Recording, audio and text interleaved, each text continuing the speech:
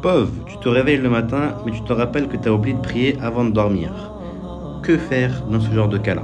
Alors ça peut arriver ça pour certaines personnes d'aller dormir en ayant oublié par exemple qu'ils n'ont pas encore fait l'Aïcha ou alors de se réveiller bien après l'heure de l'Fajr. Et ne vous inquiétez pas parce que le messager alayhi salatu wa sallam nous informe que il y a deux excuses valables pour lesquelles une personne peut être excusée de ne pas avoir fait la prière dans son temps. C'est l'oubli et le sommeil. Et si jamais tu veux savoir de ton côté si ta prière elle est valide et si tu ne fais pas d'erreur dedans, clique sur le lien WhatsApp qui est dans la bio de mes réseaux pour participer ce soir, ce dimanche 7 septembre à 20h gratuitement au premier cours de l'Institut Saned, un institut de fiqh maliki. Et pour toutes les personnes qui rejoindront le groupe, activez bien les notifications pour ne pas rater le cours de ce soir. Et profitez-en parce que c'est ce soir à 20h. C'est exceptionnel, c'est que ce soir. Et pour les gens sur YouTube, il suffit simplement de cliquer sur le lien qu'il y a en cliquant sur mon profil.